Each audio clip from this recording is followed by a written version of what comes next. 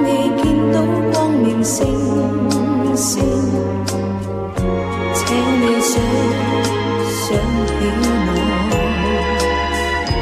當你見到星河燦爛，求你在心中記住我。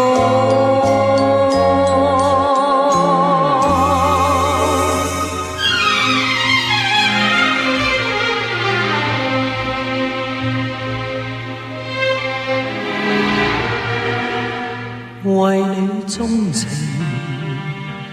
傾我至誠，請你珍藏這份情，從未對人傾訴秘密，一生首次盡吐心聲。80年代哥哥照咗嘅地方，係哥哥係細啊。此際心有共鳴，然後對人公開心情，用那金指環做證。我以前喺度影㗎嘛，每年佢嗰幾日都會有好多遊客嚟。有美國啦，有台灣啦，北京啊、上海啊都有。係啊，深圳嘅都有。係啊，個個都識得嚟呢度。係啊，好多都識㗎啦，有啲年年都嚟呢度㗎啦，一見到都認到㗎啦。我呢度有幾個都認到嘅，已經有嚟過咁。你自己係咪 fans 啊？我自己係啊，你自己都係。係啊，我連個鎖匙扣都有埋嗰張相㗎。呢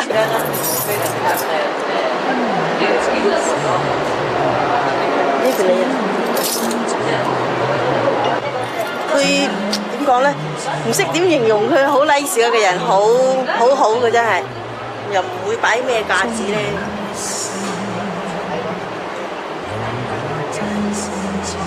我間中差唔多2、3日就拎出嚟睇下，2、3日拎出嚟睇下。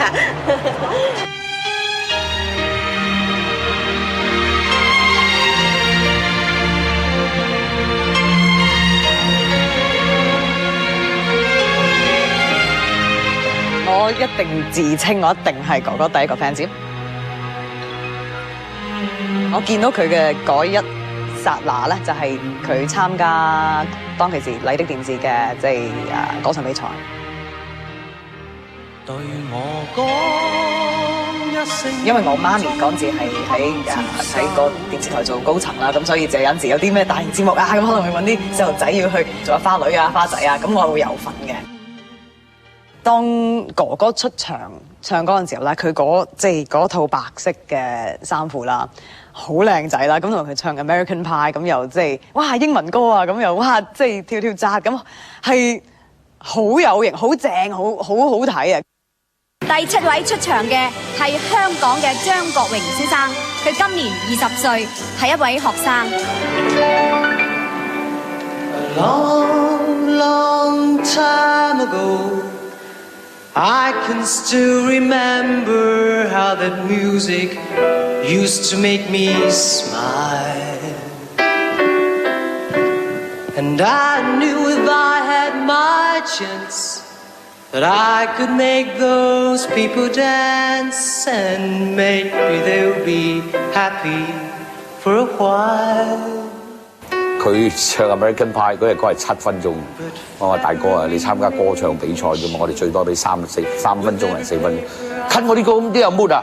咁我話我知係冇 mood 啊，但係冇辦法噶嘛，你個 air time 即係個個都係咁噶啦，咁好瘦好黑，但係佢有嗰種 blue blood 喺度，有啲貴氣喺度。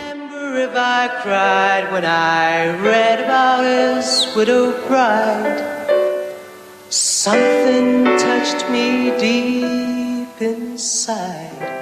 咁我同我老闆去後台，咁阿 Steve 咧，黃石蕉咧就即係見到佢又好開心揸手大家食咧，咁佢話講咗一句説話喺我面前，即係我哋3個人，咁佢係 Leslie，I'll make you a star 咁講，哇！佢嗰陣嗰嗰啲喜悅啊，即係嗰啲 hope 啊，你淨係睇個眼嗰度咧，淨係出嚟，佢望住我，我又望住佢，即係大家有個眼嘅交流，咁即係話喂，得啦，掂啦掂啦。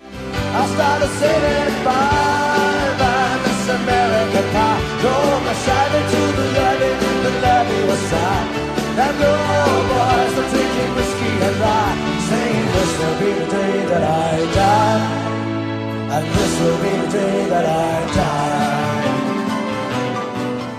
Ready? 1, 2, 3.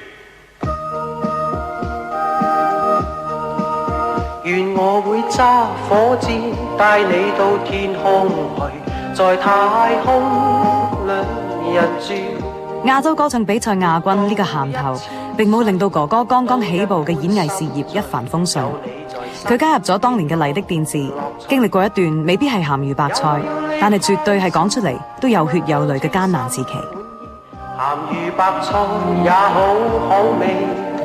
我嗰陣時，我諗我形象係唔討好，就係因為我咧走在個人咧就係好前衛嘅，啊着咗件一套西裝，咁然後咧就戴頂海軍帽，咁啊唱歌冇 hit song 嘅，自己唱晒人哋啲歌。唱一隻快歌，好似係印尼嘅快歌，一除燈冇得飛，掟落去啦台下，已經響一紮響聲啦，即係出嚟已經響啦，飛出去再響，響完轉頭，回轉頭，哇！有啲冇飛翻轉頭，咁熟口面嘅，自己嘅，唔要人哋嘅。幸運不幸輕招手，我要艱苦奮鬥。即係我寫默默向上游，其實就係我寫我認識嗰個階段嘅張國榮，因為佢係對自己好有抱負，即係佢對自己好有信心，即係我係一定會得嘅。佢不嬲都係一個好有自信嘅 artist 嚟嘅嚇，就算嗰陣時可能個時間係唔係好得意啦，咁佢都即係佢都冇諗過要放棄做呢行。佢都係諗住尋求一啲新嘅公司或者一啲新嘅嘢去俾佢自己可以即係再繼續喺呢個圈度發展。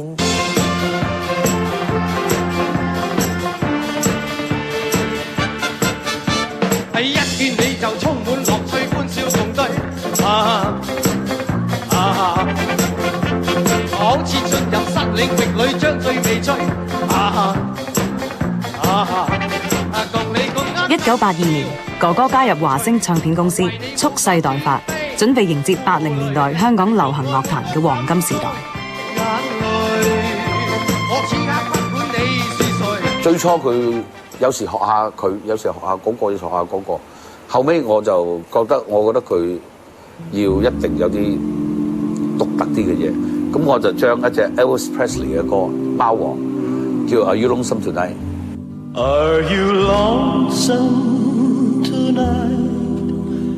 嗱，你試下聽完 Elvis Presley 將個 key 壓低咗少少。第一係出到你嗰個好男人好 sexy 嗰個味道。第二係人哋聽唱片嗰人唔係歌手嚟噶嘛，佢係可以隨意跟到你唱呢個 key， 就已經成功咗一半。我勸你早點歸去。你說你不想歸去，只叫我抱着你。悠悠海風輕輕吹，冷卻了野火堆。我看見傷心的你，你說我怎捨得去，哭態也絕美。